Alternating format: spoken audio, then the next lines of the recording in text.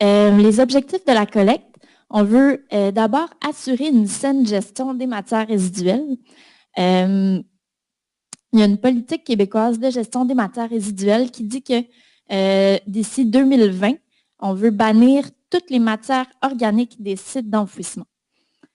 Ça a été repoussé jusqu'en 2022 parce que c'est une grosse tâche, mais c'est un objectif qui arrive très bientôt pour le Québec. Pourquoi on veut faire ça? D'abord parce que la composition de nos ordures représente presque 50%, sont représentées à presque 50% par des matières organiques. C'est quand même beaucoup de matières qu'on envoie au site d'enfouissement, alors qu'on pourrait, que ces matières-là pourraient être utilisées pour faire autre chose comme du compost. Donc, c'est une grosse perte, si on veut, d'envoyer ça dans les sites d'enfouissement. On veut réduire nos poubelles. Donc, ce qu'on veut, en fait, en enlevant toutes ces matières-là, c'est valoriser cette matière parce que quand on la laisse dans les sites d'enfouissement, ça ne fait pas du compost. Ça ne se décompose pas, puis ça ne va pas nourrir les sols comme ça le ferait si on le laissait chez nous. Donc, on va le sortir de là, puis on va aller le traiter pour en faire du compost dans une autre location. On va aussi réduire les problèmes environnementaux. Donc, quand on laisse les matières organiques dans les sites d'enfouissement, ça se décompose sans oxygène, pardon. Donc, puis en se décomposant sans oxygène, ça crée du méthane. Le méthane, c'est un gaz à effet de serre qui est 22 fois plus puissant que le CO2 qui provient de nos voitures. Donc, c'est quand même un gros impact sur la couche d'ozone, le gaz à effet de serre. Donc, c'est ce qu'on veut réduire en enlevant ces matières organiques-là des sites d'enfouissement. Il y a un deuxième élément polluant. En fait, les matières organiques, en se décomposant dans les sites d'enfouissement, vont créer un liquide. Ça s'appelle le lixivia, c'est le mot que vous voyez sur la présentation. Qui va en fait traverser tous les métaux et les déchets qui vont être dans les sites d'enfouissement. Ils vont ramasser toutes les mauvaises choses, puis ils vont aller les répandre ensuite dans les sols et les cours d'eau alentour. Donc ça va être un autre élément de pollution qu'on veut éviter en retirant ces matières-là. Ouais. Donc ça, c'est les objectifs de la collecte. C'est non seulement au niveau environnemental, mais aussi les sites d'enfouissement, veut pas, ils se remplissent. C'est pas vraiment une bonne façon de gérer nos déchets que de les enterrer. Donc, on veut essayer de limiter ça le plus possible. On passe aux phases de réalisation. Donc, entre le 10 février et le 10 mars, il y a eu le concours Le Bac Brun, on l'adopte. Est-ce qu'il y en a qui ont participé à Main levée? Non? Parfait. Il n'y a pas de problème. Ensuite de ça, entre mars et avril, vous avez reçu votre bac.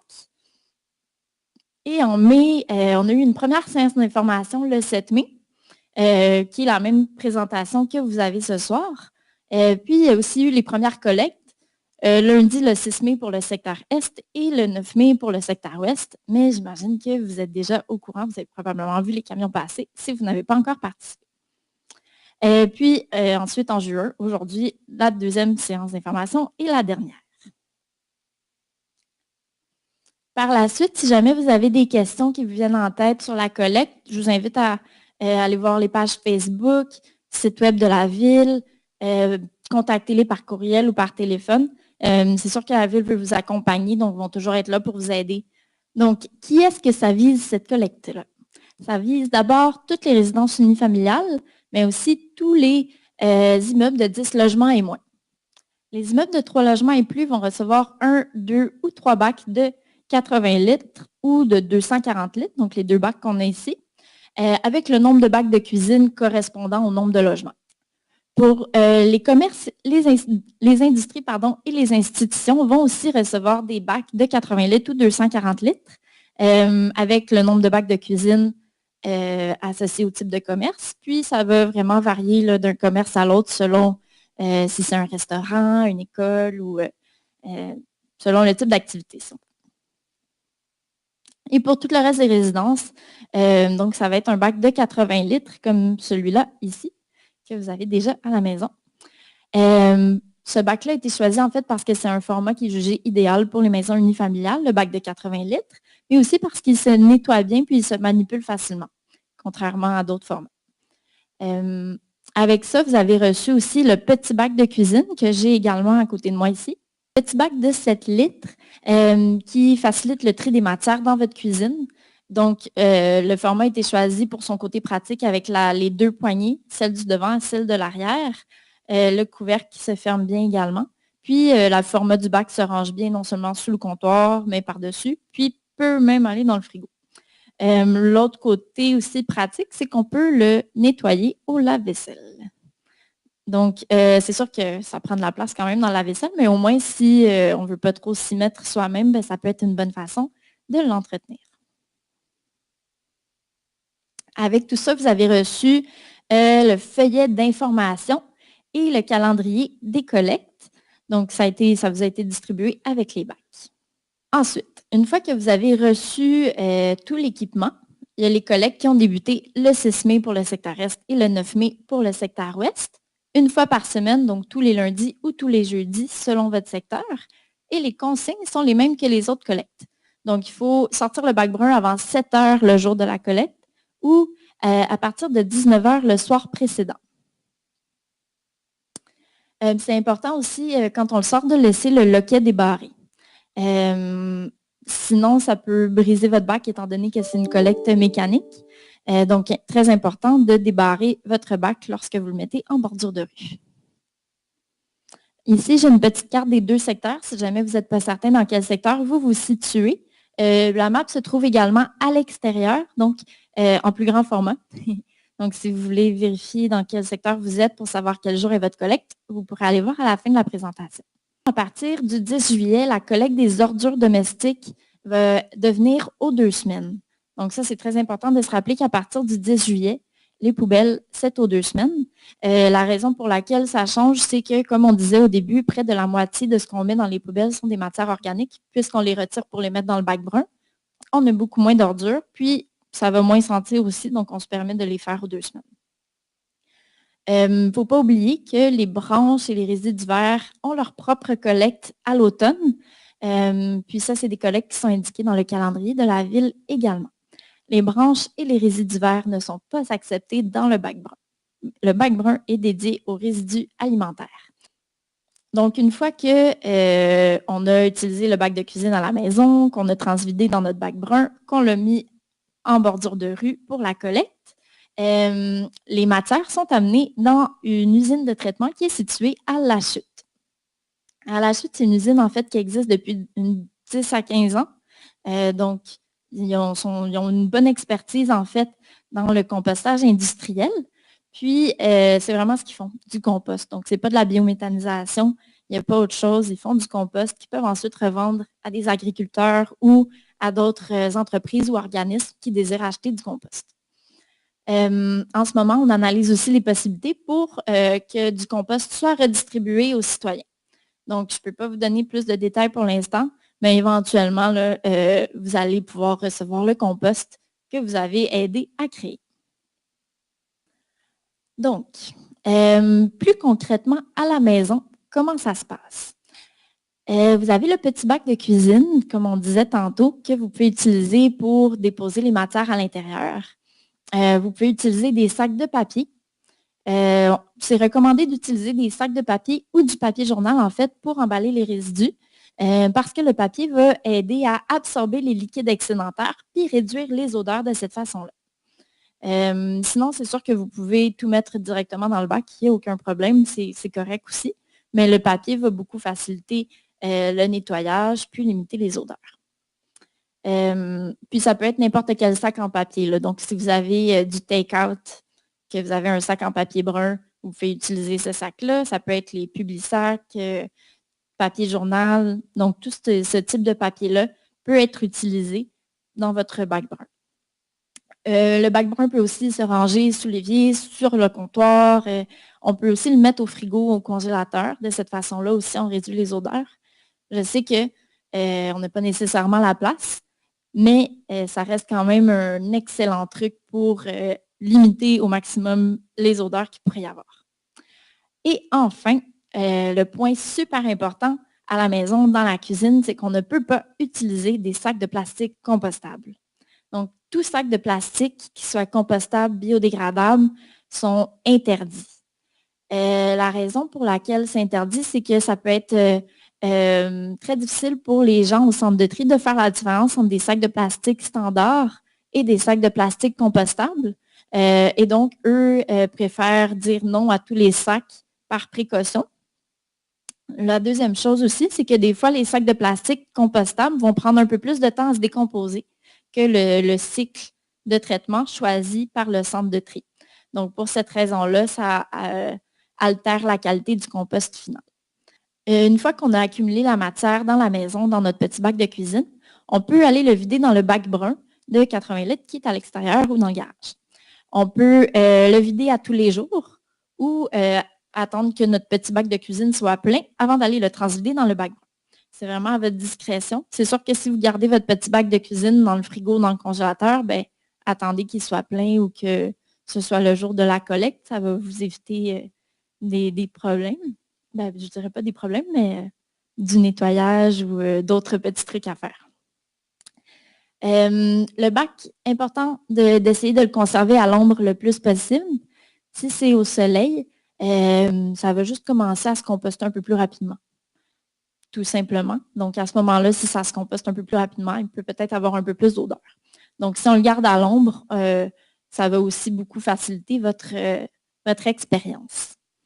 Et aussi, on peut le laver régulièrement, soit avec de l'eau et du vinaigre ou du savon biodégradable. Ce que je peux vous suggérer aussi, c'est d'avoir peut-être une bouteille spray, puis juste d'asperger de vinaigre un petit peu de temps en temps. Ça va beaucoup aider à nettoyer au fur et à mesure votre bac. Une fois qu'on a fait tout ça à la maison et que le jour de la collecte est arrivé, on peut apporter le bac à la rue au jour donné. Puis c'est les mêmes restrictions que d'habitude, donc à gauche de la maison, bordure de rue, roue vers la maison, mais très important de débarrer le loquet pour ne pas briser le bac lors de la collecte. On passe aux matières acceptées. Donc, d'abord, il y a les aliments liquides. Les liquides sont acceptés, mais ce que je vous conseille, c'est de les limiter au maximum. Parce que les liquides, en fait, ça va aider à créer des odeurs. Donc, on essaie de limiter au maximum les liquides. Le papier, journal, tous les sacs de papier vont aider aussi à absorber les liquides excédentaires puis réduire les odeurs de cette façon-là. Donc, ce que je vous conseille vraiment, là, c'est d'utiliser les papiers. Puis, si vous avez une soupe, videz le liquide puis jetez les matières au compost. Les cheveux, poils d'animaux, plumes sont acceptés. Ça, il n'y a aucun problème. Fruits et légumes, même si c'est des fruits et légumes qui sont pourris, on peut les mettre dedans, qui sont cuits avec des huiles, des mayonnaises, il n'y a aucun problème. On peut les mettre dans le bac brun. Donc, pour ça, il n'y a pas de restriction. Les gâteaux, grignotines, sucreries peuvent aussi aller dans le bac brun. Par contre, on me dit que d'habitude, il n'en restait pas beaucoup. Mais ça peut y aller quand même. On parle aussi des huiles et des matières grasses, donc mayonnaise, toutes les huiles comme ça, des huiles de cuisson aussi.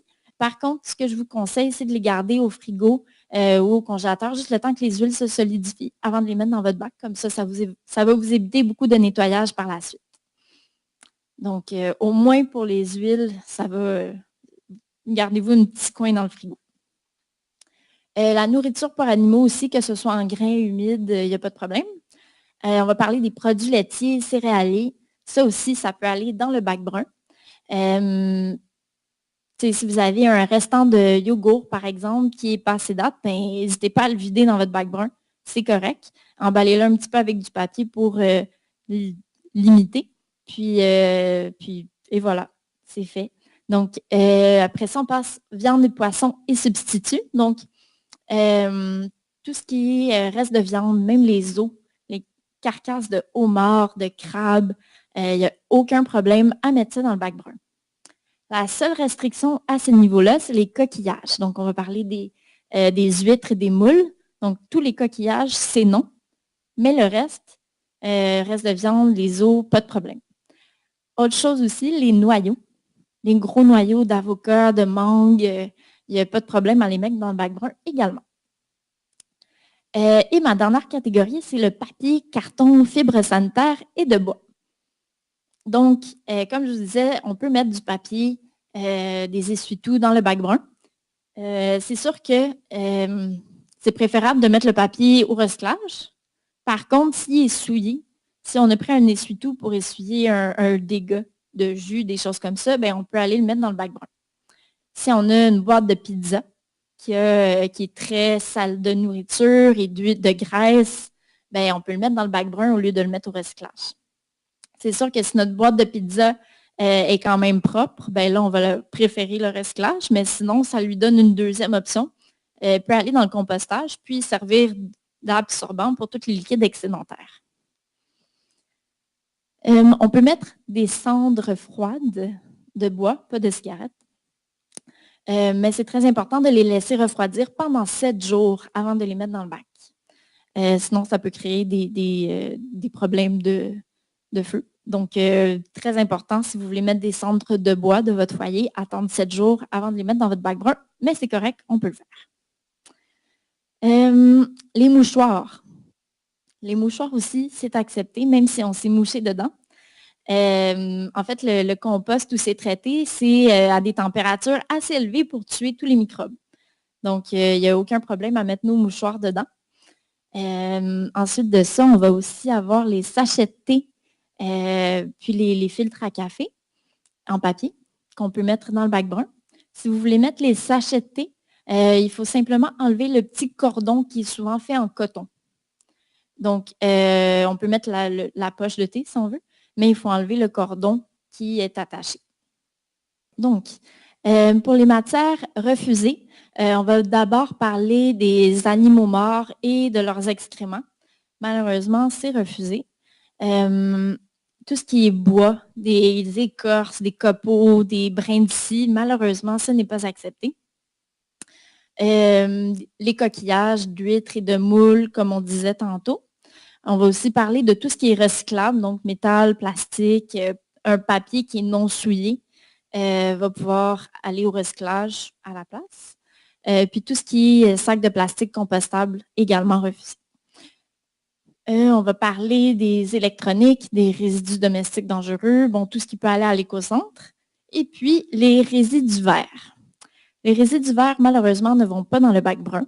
Même si c'est des matières qui sont compostables, ils vont prendre trop de temps à se décomposer comparé aux résidus alimentaires. Puis, pour d'autres raisons dont j'ai moins de connaissances, ne sont pas acceptés dans cette collecte. Donc, gardez vos résidus verts pour les collectes de résidus verts qui ont lieu, je crois, à l'automne la prochaine fois.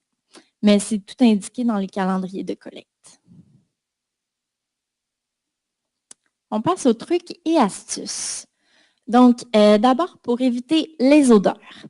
On a parlé des sacs de papier brun, papier journal, donc tout type de papier qui n'est pas ciré, qui n'est pas glacé, peut être utilisé pour emballer vos résidus.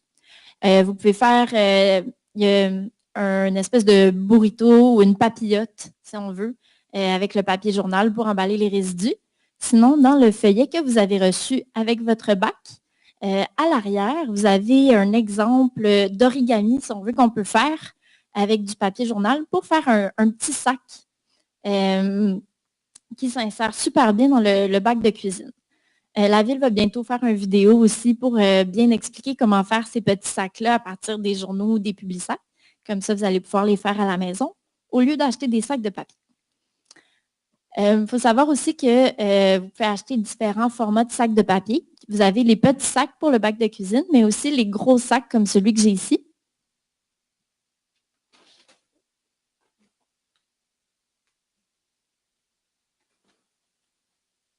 Dans le fond, vous pouvez utiliser les deux, le petit bac de cuisine et le gros sac, ou l'un ou l'autre. C'est vraiment à votre discrétion, ce qui est plus facile pour vous. Il n'y a pas d'obligation à ce niveau-là. Donc, à vous de voir ce qui vous convient le mieux. Les sacs de résidus verts aussi en papier peuvent également être mis dans le gros bac brun. C'est un bon format aussi qui remplit bien le bac.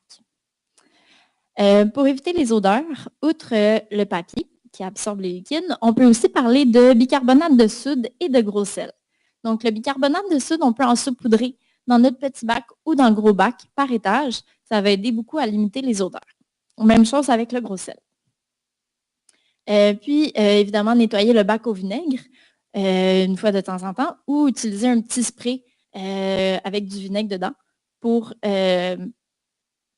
limiter les odeurs au fur et à mesure. Et enfin, évidemment, rincer et laver les bacs régulièrement va aider aussi à limiter au maximum. Il y a un truc qui n'est pas indiqué sur ma diapositive qui est très important, c'est le frigo, le congélateur. Donc, je sais qu'on n'a pas tout le temps la place pour garder un contenant au congélateur pour mettre nos résidus alimentaires. Par contre, si vraiment vous ne voulez rien savoir des odeurs, des problèmes d'animaux, c'est le meilleur truc. C'est vraiment le truc ultime. Mettre nos résidus au congélateur jusqu'au jour de la collecte et ensuite, on vide ça dans le bac.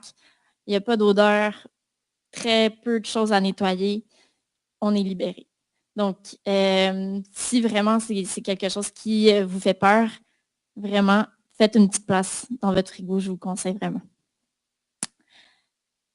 Enfin, pour éloigner les animaux. Donc, je sais qu'il y a beaucoup d'écureuils à Saint-Lazare. Donc, le truc que je vous conseille, c'est de la pommade camphrée contre la toux, comme du Vicks. Vous pouvez en mettre à l'entour du bac, sur le couvercle, pour éloigner les animaux. En fait, les huiles essentielles que ça contient affectent les hormones des rongeurs, écureuils, ratons laveurs, et donc instinctivement n'auront pas tendance à aller vers ça s'ils sont. Donc ça, c'est un bon truc. Sinon, Monsieur le maire m'a dit la dernière fois qu'il utilisait des piments forts qu'il mettait sur le dessus de son bac, que les écureuils, une fois qu'ils en mangeaient, ben, ils ne revenaient plus jamais. Donc ça peut être un autre truc à essayer. Autrement, évidemment, laisser le couvercle barré. Est-ce qu'il y en a ici qui ont des composteurs domestiques à la maison à main levée? Parfait.